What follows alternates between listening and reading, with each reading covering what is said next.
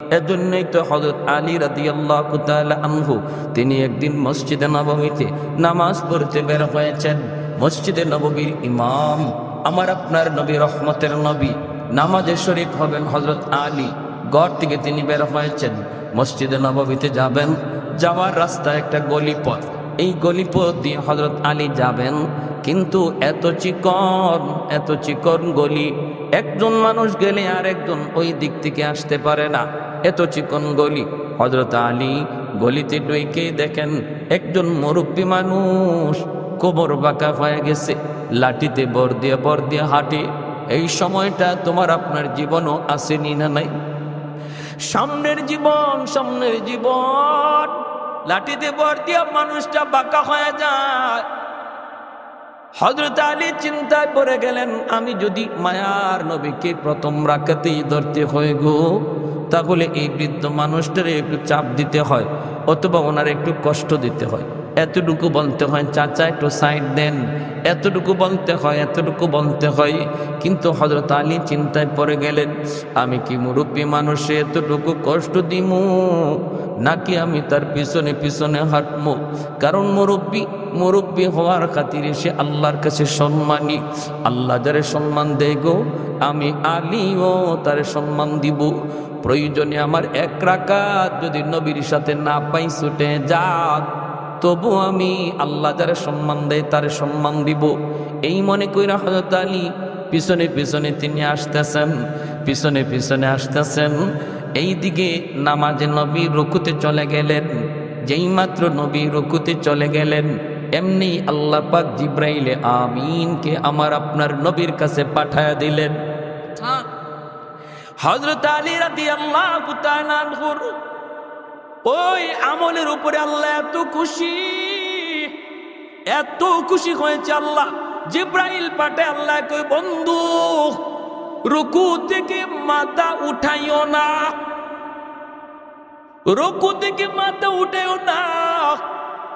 কারণ তোমার আলী এখনো নামাজে শরীক হতে পারে নাই। আলী রাস্তায় আলী না আসা পর্যন্ত বন্ধু তুমি মাথা উঠাও না। জিব্রাইল আমিন এই কথা বলে দিলেন। জিব্রাইল কয়, নবী গো, আমি আপনার পাশে দাঁড়ানো আছি গো নবী। আলী যখনই নামাজে শরীক হবে আমি আপনারে বলবো, তখন আপনি মাথা উঠাবেন। মায়ার নবী লম্বা রুকু শুরু করে দিলেন। পিছনে সাহাবায়ে কেরাম কেউ তো বুঝেন না কিছুই, বোঝার তো কোনো কথাও না, এত লম্বা রুকু কেন হইতেছে।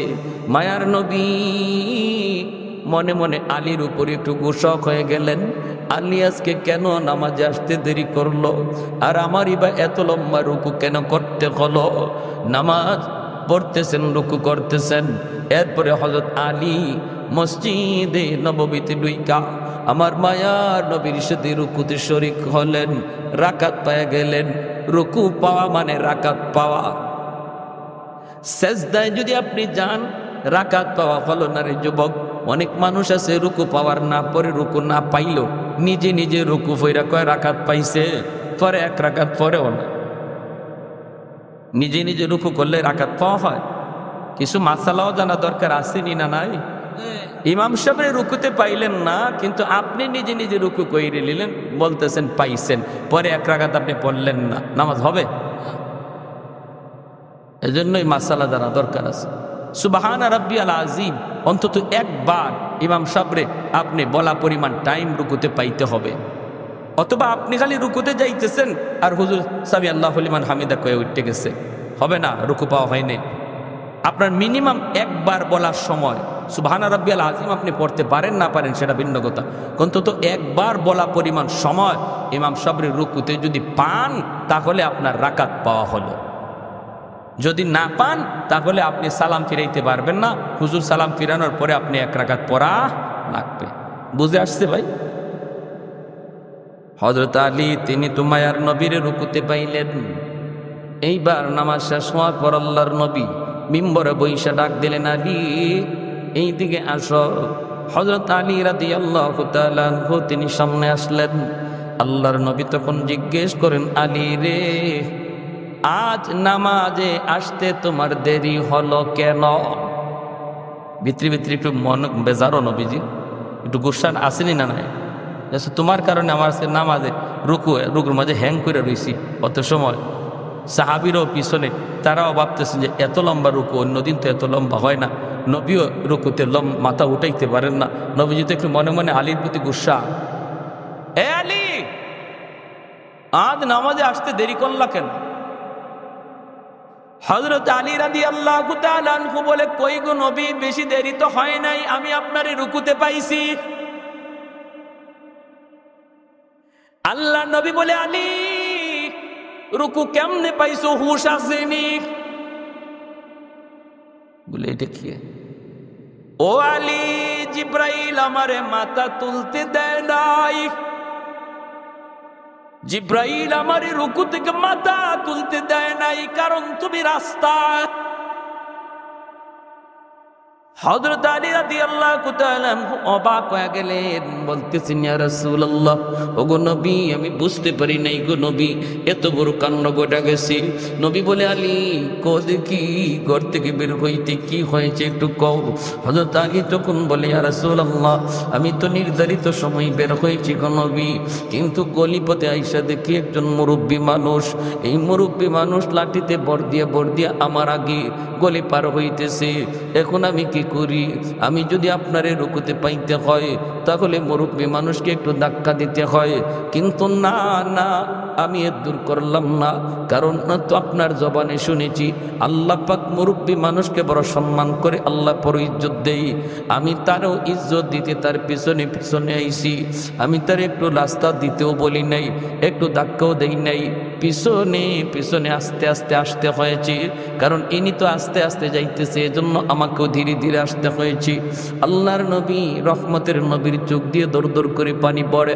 দয়ার নবী কান্দেন আর বলেন, আলী রে, একজন মুরব্বী মানুষকে ইজ্জত করায় আল্লাহ তোমার সম্মান কই বাড়ায়া দিছে।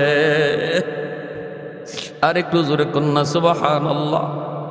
हैदर तेरा नाम से इस्लाम रहेगा, हैदर तेरा नाम से इस्लाम रहेगा, दुनिया की शजात में तेरा नाम रहेगा, दुनिया की शजात में तेरा नाम रहेगा।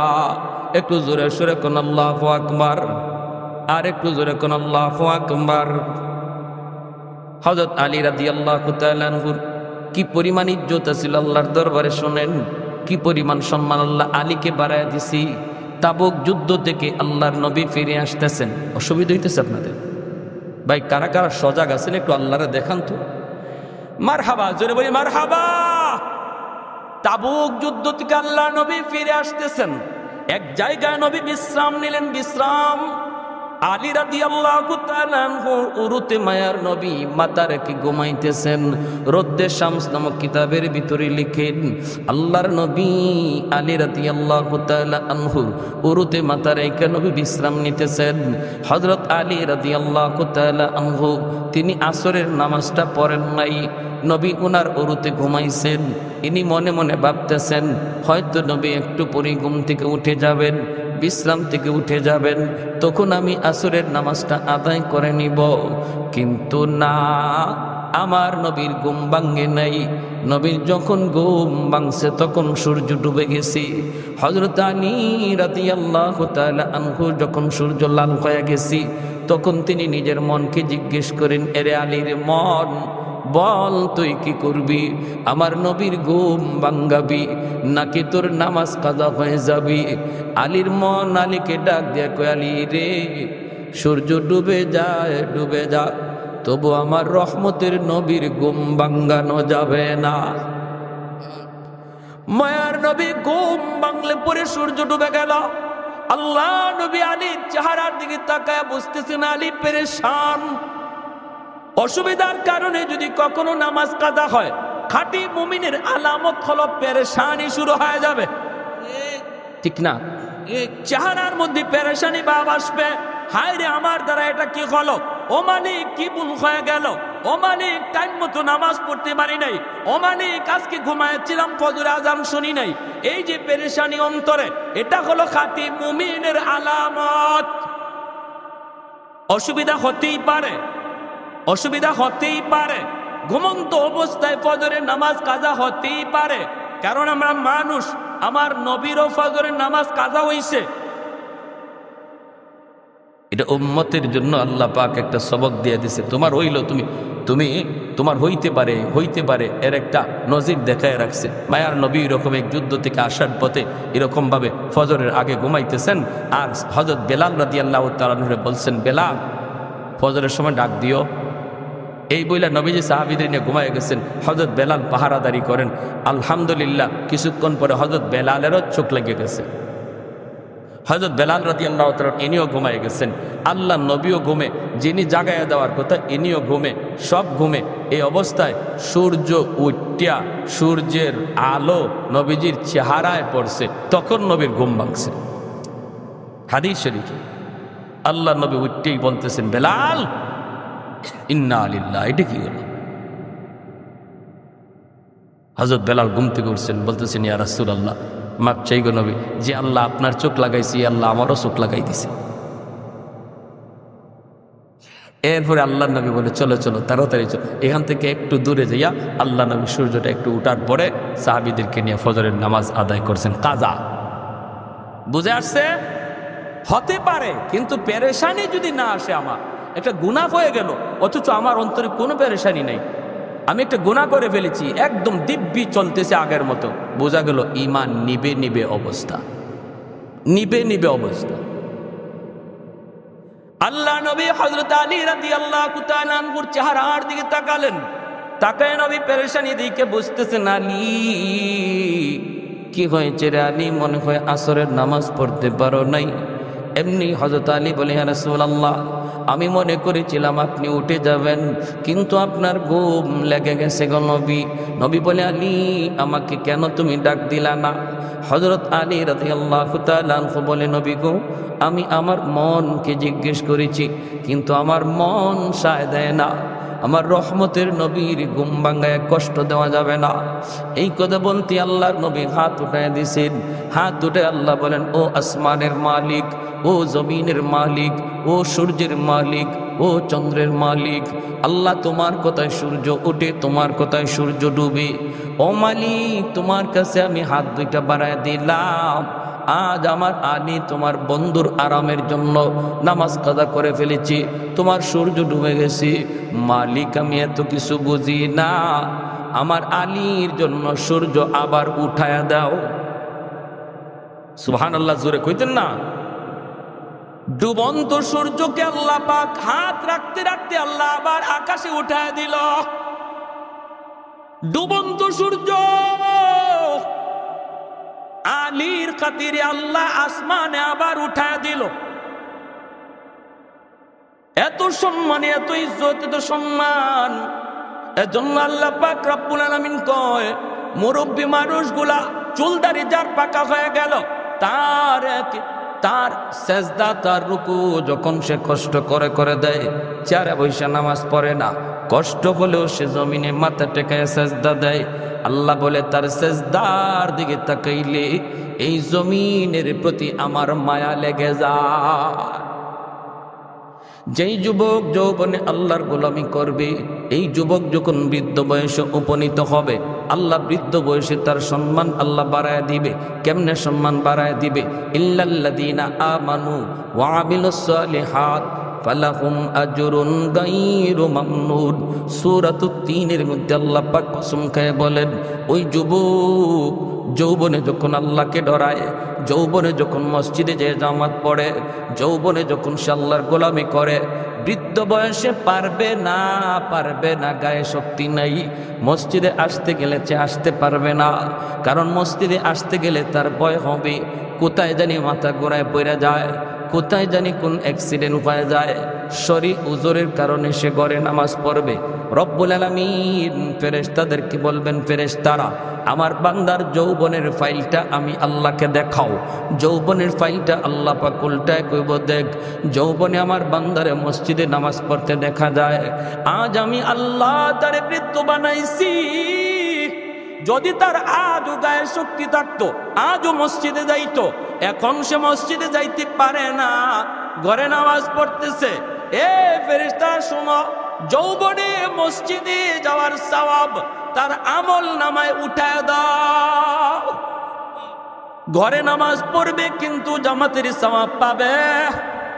আল্লাহ বলবেন ফেরেশতারা শোনো, আমার বান্দা প্রতিদিন কোরআন তেলাওয়াত করতো 1 পাতা 2 পাতা, চোখের জ্যোতি আমি আল্লাহ আজ তার কেড়ে নিয়েছি, এজন্য কোরআন তেলাওয়াত করতে পারে না, তার চোখে পাওয়ার নাই। কিন্তু দেখো কলিজার ভিতরে কত ব্যথা। প্রতিদিনের তার দাইমি আমল ছিল কোরআন তেলাওয়াত। যদিও আমার বান্দা আজ কোরআন তেলাওয়াত করে না রে, তবুও তার আমল নামায় প্রতিদিনের তিলাওয়াতের সওয়াব লিখে দাও। আমার বান্দা তাহাজ্জুদের নামাজ পড়তো, আজ পারে না, ঘুমায় রইছে, শক্তি নাই গায়ে। যদিও ঘুমায় রইছে তবুও তার আমল নামায় তাহাজ্জুদের সওয়াব লিখে দাও। কারণ যৌবনে গায়ে শক্তি থাকতে প্রতিদিন তাহাজ্জুদ পড়তো। সরকার আমাকে আপনাকে পেনশন দেয়, নির্ধারিত বয়স পর্যন্ত সরকারে ডিউটি করলাম, এরপরে সরকার আমার ঘরে বসায় বেতন দেয়। ঠিক তেমনি সকল সরকারি সরকার আল্লাহ পাকও কয়, গায়ের শক্তি থাকা অবস্থায় যারা আমার ডিউটি ঠিক মতো পালন করবা, বৃদ্ধ বয়সে যখন তোমার দ্বারা সেটা বৃদ্ধ হওয়ার কারণে পারা যাবে না, যৌবনের আমলটা আমি আল্লাহ তোমার আমল নামায় উঠায় দিব, ইবাদতের পেনশন দান করব। সুবহানাল্লাহি ওয়া বিহামদি, সুবহানাল্লাহিল আযীম।